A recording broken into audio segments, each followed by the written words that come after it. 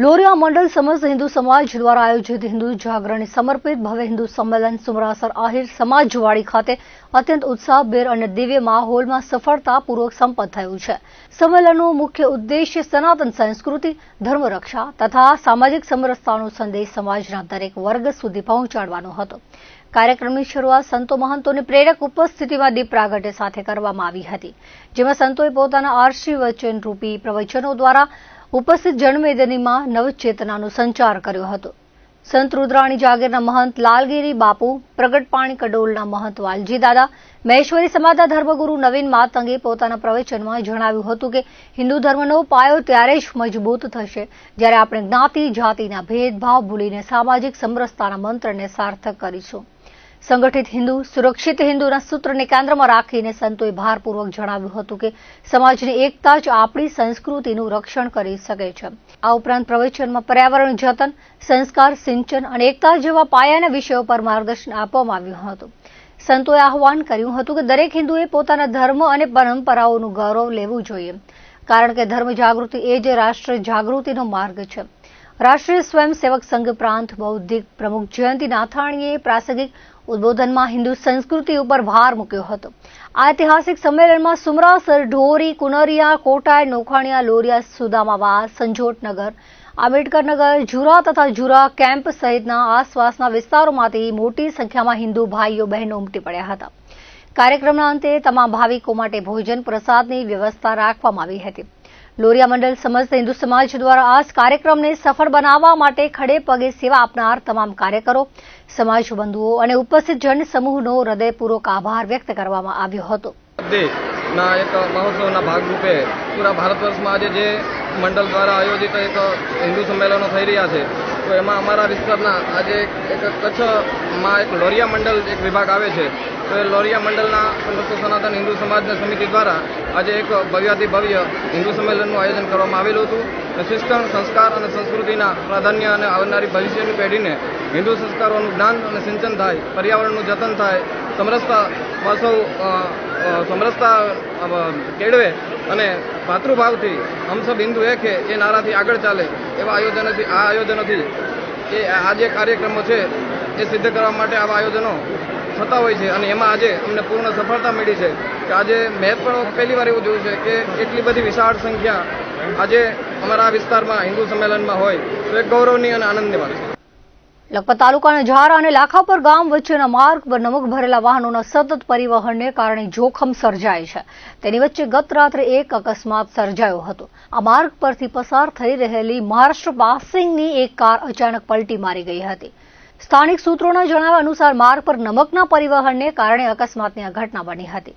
સદભાગ્યે આ દુર્ઘટનામાં કોઈ જાનહાનિ થઈ ન હતી અને કારમાં સવાર લોકોનો ચમત્કારી બચાવ થયો હતો। જો કે સતત દોડતા ભારે વાહનો અને તેના કારણે માર્ગની સ્થિતિને લઈને વાહન ચાલકોમાં ચિંતા જોવા મળી રહી છે। અકસ્માતને પગલે આસપાસના લોકો એકત્ર થઈ ગયા હતા। હાલમાં હાજીપીર દેશલપર માર્ગનું કામ ચાલુ છે। ભારે વાહનો માટે આ રસ્તો બંધ કરવામાં આવ્યો છે। હાજીપીરથી ઝારા, લાખાપર ગડુલી માર્ગ અને અન્ય બે માર્ગને વૈકલ્પિક માર્ગ તરીકે કલેક્ટર દ્વારા જાહેરનામું બહાર પાડવામાં આવ્યું છે। હાલમાં માર્ગ પર મોટી સંખ્યામાં નમકના ટ્રેલરો અવર જવર કરે છે। આ રસ્તો નેશનલ હાઈવે જાહેર કરાયો છે, પરંતુ જે તે સમયે માર્ગ મકાન વિભાગે બનાવેલો છે। રસ્તો ચઢાણવાળો અને ડુંગર પર હોવાથી ચડી ન શકવાને કારણે દરરોજ અકસ્માત સર્જાય છે। હાલમાં પ્રવાસીઓ આવી રહ્યા છે, તેઓ પણ અકસ્માતનો ભોગ બને છે। કડુલી અને લાખાપર ગામે રોડ પર શાળા આવેલી છે। સિંગલ પટ્ટી રોડ પર પૂરી ઝડપે વાહનો નીકળતા હોવાથી વાલીઓને બાળકોની ચિંતા થઈ રહી છે। આ વિસ્તાર ખેતીથી જોડાયેલો છે અને 2 દિવસમાં મીઠાના ઢગલા થઈ જતા ખેતીને નુકસાન થઈ રહ્યું છે। રસ્તાની ક્ષમતા 10 ટનની છે અને ગડુલી પાસેનો પુલિયો જર્જરિત હોવા છતાં 50 ટનના વાહનો નીકળતા હોવાથી ગંભીરા બ્રિજ જેવી ઘટના બનવાની શક્યતા છે। આ રસ્તો નાની ગાડીના પરિવહન પૂરતો મર્યાદિત હોવાથી ભારે વાહનોની અવરજવરનું જાહેરનામું રદ કરવા ગડુલી, લાખાપર, ઝારા, ખડિયાના સમસ્ત ગ્રામજનો ભુજ ખાતે આવ્યા અને કલેક્ટર કચેરીએ રૂબરૂમાં રજૂઆત કરી હતી। 5 ફેબ્રુઆરીના મામલતદાર કચેરી સામે ધરણા, શાળા બહિષ્કાર કરવા છતાં તંત્રના પેટનું પાણી હલ્યું નથી। माननीय कलेक्टर साहेबे ताजेतरमां जे रोड हाजीपीरथी करी देसलपर सुधीनो जे रोड देसलपर सुधी जे सीमेंट रोड बनी रहेल छे अने ते हाजीपीर पासे सीमेंट उत्पादन करती कंपनीओ अर्चियन, सत्यस अने भगवती आ कंपनीओनी रोज 1000 टेलाओ मीठू પરિવહન કરે છે, જે કંડલા, મુન્દ્રા, જખૌ અને સણોસરા ખાતે પહોંચાડે છે. તો માનનીય કલેક્ટર સાહેબે તારીખ 20/1ના રોજ એક જાહેરનામું પ્રસિદ્ધ કરીને વૈકલ્પિક માર્ગ તરીકે એક નરાથી, એક ધોરડોથી ખાવડા અને એક હાજીપીરથી લાખા પરથી ગડુલી થઈને જખૌ જવા માટે જે જાહેરનામું પ્રસિદ્ધ કર્યું હતું, જે અંગે આ રોડ ઉપર આ રોજની 700-800 ગાડીઓ નીકળે છે, જેના કારણે રોજ પશુધનને નુકસાન પડે છે, રોજ અકસ્માત પણ થાય છે અને ખેતીને ખૂબ જ નુકસાન થઈ રહ્યું છે. સાથે સાથે બાળકો અભ્યાસ કરવા પણ જતા નથી. આ મુદ્દે આજે કલેક્ટર સાહેબને મળી અને રજૂઆત કરી, કારણ કે ત્યાં ઝારા અને લાખા પર વચ્ચે ખૂબ જ રોડ ઉપર ખૂબ ચઢાણવાળો હોવાના કારણે ગાડીઓ ચડી શકતી નથી. હજારોની સંખ્યામાં રોજ પ્રવાસીઓ ધોરડો થઈ માતાના મઢ દર્શન કરવા માટે કોટેશ્વર, કટેશ્વર, લખપત કે ધાર્મિક સ્થળો જતા હોય છે, ત્યારે પ્રવાસનું હબ ગણાતો આ રોડ આ ગાડીઓના કારણે પ્રવાસીઓ આવવાનું અટકશે, જે કચ્છ માટે પણ સારું નથી. કચ્છની છાપ ખરાબ લઈને જશે. આ મુદ્દે અમે રજૂઆત કરવા આવ્યા હતા. સાથે સાથે આ રોડ BSFની ચોકી જે ઝારા ખાતે કાર્યરત છે, એના માટે પણ મહત્વનો છે. આ અંગે અમે અગાઉ મામલતદાર સાહેબનું ધ્યાન દોર્યું હતું, જે પ્રાંત સાહેબનું ધ્યાન દોર્યું હતું. મામલતદાર ઓફિસ સામે ધરણા કર્યા હતા. શુક્રવારના અમે ચક્કાજામ પણ કર્યો હતો. આજે અમે કલેક્ટર સાહેબનું ધ્યાન દોરવા આવ્યા છીએ. માનનીય ધારાસભ્યશ્રીએ પણ કલેક્ટર સાહેબશ્રીને અને વહીવટીતંત્રને આ રોડ ખતરનાક છે, ચઢાણવાળો છે, અકસ્માત થવાની ભીતિ છે, તેવો પણ લેટર લખ્યો છે. અમે છેલ્લા 15 દિવસથી ગડુલી, લાખાપરના લોકો, ત્યાં અમારા સ્થાનિક દિવ્ય ભાસ્કરના પત્રકાર ભરતભાઈ અને અનેક લોકો આ મુદ્દે અમે તંત્રને રજૂઆત કરી રહ્યા છે. આ મુદ્દે અમે કલેક્ટર સાહેબ અને આરબીના અધિકારીનો આજે રજૂઆત કરવા આવ્યા હતા અને કલેક્ટર સાહેબે ખૂબ જ હકારાત્મક પ્રતિસાદ આપ્યો છે અને યોગ્ય નિર્ણય લેશે એવી લોકોને આશા છે.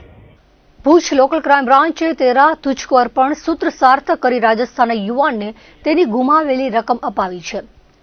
એલસીબી દ્વારા છેતરપિંડી અને વિશ્વાસઘાતના ગુનામાં કહેલી રકમ શોધી કાઢી મૂળ માલિકને પરત કરી તેરા તુજકો અર્પણ સૂત્રને સાર્થક કરવામાં આવ્યું છે.